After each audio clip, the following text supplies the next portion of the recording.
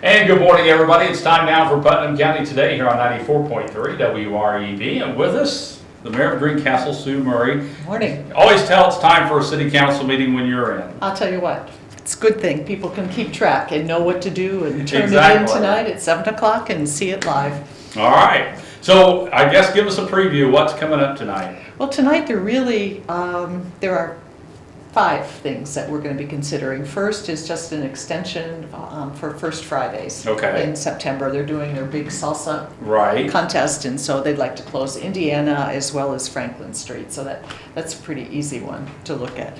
And we're also going to talk about the Greencastle High School homecoming and a rolling parade that they might like to have because apparently it's early this year. It's like the second weekend in September. So we'll do those things early on. We have an ordinance that we have to go ahead and pass on second reading, and we talked about this last month. It's a small alley vacation between Illinois and Crown Street. And then in new business, we have the report from the Redevelopment Commission, the annual report. The council has an opportunity to respond to that, to the Redevelopment Commission, and hopefully forward it on to the county. So we'll do that. We have a zoning request that has gone to the Planning Commission to change 2 houses that are being used for businesses or will be used for businesses if this is approved on West Walnut Street and from traditional neighborhood to general business, West Washington, West Walnut. And so it just kind of is in line with what needs to happen. Okay. And everything else around them is general business, so it's kind of, a spot cleanup. And the second thing, obviously, the big thing is we're going to talk about budgets. Yes. Have a chance to, for the council, this is their preliminary look at the 2016 budget, and we have to send that on into the county, which is the way the process now works in Indiana. So they've had an opportunity to look at that a bit. There were 2 council liaisons who met with the clerk treasurer and myself last week and went over the budget as it's been proposed, and so they'll have a chance to respond to that and give suggestions, ask questions, all of those kinds of things that we want to do in terms of doing diligence. At the end of the day, there's very little that's changed. We'd like to do something in terms of raises for our employees. We don't know about health insurance, and that's always a variable from year to year. But other than that, my department heads do an amazing job of holding down costs, not asking for things in terms of capital equipment unless they're sorely needed. They do a lot of refurbishing and reusing and repurposing. And so the budget itself isn't filled with things to cut. And the thing that is always variable is income. And our income, as we've spoken before, the city doesn't have, aside from fees, an ability to increase revenue dollars coming in. So we're reliant on property taxes, and we're reliant on income taxes, and to a smaller degree wheel taxes and those kinds of things. But we're pretty reliant on what comes into us. So we make adjustments every year. The Department of Local Government Financing actually will take a look at our budget, put it together with the other county budgets, and see where the tax rate's going to lie. And we kind of know where a maximum levy would be, but again, it's putting everything together, and then they look at projections on revenue. And so sometime in February or March next year, we'll get our approved budget from DLGF, and we'll know if we have to make any internal adjustments. And hopefully, probably not. I think the thing through this whole convoluted process, and that it does feel that way at times because you're projecting with an unknown income, which is difficult to do. But the city is hardly broke. The city is got considerable dollars that we have in our coffers, and we've been very prudent in terms of the expenditure of those dollars. But again, as we project to 2016, we want to do what we can to take care of our employees, to make sure that we can continue to provide services that people expect. No matter what their property tax bill says, they expect the same, if not expanded services from the city. And we do our best to do that.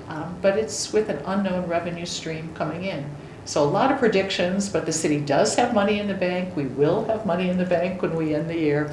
And we're pretty proud of that as we move forward in this year's process. You know, the sad part is anymore, if you have some savings, that's the best. That is the best. Because we've talked several times about how, the state's money that comes down into the county, into the city, it just gets smaller and smaller every year. Yes, sir, it does. And, but yeah, I know a lot of people out there are thinking, but my tax bill doesn't come down any. No, but as a matter of fact, the cost of giving you what you expect from paying those taxes goes up. Exactly. Just like it does for us at home. If our individual incomes don't go up, but yet the price of food goes up and utilities go up and gas goes up, and then we say, well, how are we supposed to make this happen? Exactly. We got to live, and how come I'm not getting more in? It's no different for the city. Right. And I think sometimes we lose sight of that as property taxpayers. I mean, we expect salary increases. We expect our employers to do what they can to help us with health care if it's available. We expect our utilities not to go up, but by golly, they do. And I think a lot of people don't understand that the city falls under the same thing as far as healthcare employees with everybody else. Oh, sure. Every other business and personal. I mean, it just keeps going up and you get less and less and less service. And, I know at least here at the radio station, a lot of people don't understand that, like the radio station will pay 2/3 of your premium, you're expected to pay 1/3. That's a huge chunk of money for, the city or any business to take on. And I will tell you, John, the city still pays 90% of our health insurance premiums. And I know that we don't pay our people as well as we'd like to, so that 10% can still feel like a lot. Sure. And I'm not negating that.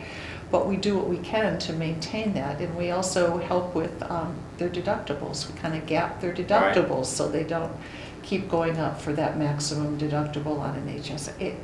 We do the best we can. Yeah. But it is difficult. And I think a lot of the small businesses feel the same pain. Absolutely. City does, Absolutely. And it's sad because, we've talked before, the small businesses in the community are the ones that really drive the local economy. Most definitely. They're a vital part of our local economy. And, once you get up to a certain level and number of employees, that you are forced. That's right. By the federal government to provide health care subsidies. And even if you're not forced, you still have employees who, might not qualify for any kind of subsidies. So in order to insure themselves and their families, they're paying out of pocket. Right. And that puts strain on what they can receive in salaries. Well, let's talk about something a little fun. Okay. Park Fest, their rain date is tonight. Right. And, that between the Park Fest from the Civic League and the Parks and Recreation Department, it's just seemed like it's been one big fun summer. It has been a fun summer. I think more and more people are finding their way to the park on Tuesday night, and my lament is that we have city council on Tuesday night. Yeah. So, tonight I know where we'll be. But yeah, Park Fest has been a great opportunity for the community to come together. And much like the Wednesday night music program at Gobin, it's a little different genre sometimes, but it's fun to have that kind of music available at no cost for people to come and enjoy on a regular basis. And the park, as you mentioned, the park, Pool's last day was Sunday. Yeah. So it's sad to see that season ending. Splash Park is still going to be open as long as the weather is providing us with an opportunity to see that as enjoyment, not as punishment. So that has closed down, and we're actually going to be doing a painting of the pool, of the surface of the pool itself. It's been needed, and this year, fortunately, we're able to get that done, and we'll be working towards getting that done in the next couple of weeks. And before the weather hits. Before the weather hits, indeed. Well, and I think people don't understand how great the amenities here in Greencastle are. And not only do you have the Parks and Recreation Department, Saturdays you have the Farmers Market. Farmers Market. It's always downtown. And, they've actually expanded a little bit too. Yes, they have. Yes, they have. A number of vendors that are there every week has expanded. The variety of vendors is a little different this year, which we're always grateful for. And I know that before I ever think about going to the grocery store personally, I'm at the market on Saturday morning to figure out, we might eat during the week and get that home and then minimize that grocery bill. So it also is a wonderful opportunity for anybody who's on the SNAP program. Right. And a lot of people, seem to forget about that a little bit. But they can use that benefit at the farmer's market and get fresh local produce there. Most certainly, we would encourage folks to check that out as an alternative. And the nice thing is too, not only you buying a local and it's fresh, but you're also helping a local farmer, local producer as well. Absolutely, we are. Yeah. And those people who just happen to be very handy with crafts and Yes. Gifts that they have been given and have a chance to make a living doing that's pretty special. And some of the baked goods, Oh, yeah. kettle corn, pancakes, you name it, and it's there. It's there on Saturday. Anything else you'd like to chat about before we leave? I think just to let people be aware that we do have major sidewalk projects Right. that are going to be starting all over the city in different wards. And those are ADA ramps and replacement of sidewalks that have just through years of aging come to be, somewhat dangerous for some people to walk and ride on. And so we're going to be doing those projects. We also have awarded the paving project for this year. So there is going to be paving, milling and paving going on. That usually doesn't disrupt people for days and days Right. on end, but it will create a little bit of a disturbance along the way. On the south side of the city, we're going to begin construction on the Kinsella Park, which is Mapleberry Phase 2. So that's going to be moving forward. So we have a number of projects that are still going on. Facades is going to be starting this month. And hopefully by the time we speak again, I'll be able to tell you who might be doing the construction on the second floor lofts. That'll be probably starting around October 1st. So we've got a lot of projects happening. Hopefully the Vine Street project will start to see coming together again in the next month. We've got some major road tearing out to do. But the good news on that is that the drainage infrastructure is in. And that, again, is pretty major drainage infrastructure that's going to hook up with what we did on Indiana and then go into the baffle slowdown system, if you will, that's underneath the parking lot that's on Walnut in Jackson. Okay. So there's a lot of loose ends that are being tied up and some new ends being opened up. So that's going to continue. And again, I would ask people for their patience as we move through these projects. All right. Well, Sue, thank you for spending some time with us today. Pleasure. Always a pleasure. And don't forget, if you're a nonprofit group or community organization and you'd like some free airtime here on WREB, you too could be a part of Putnam County Today. Give us a call at 653-9717.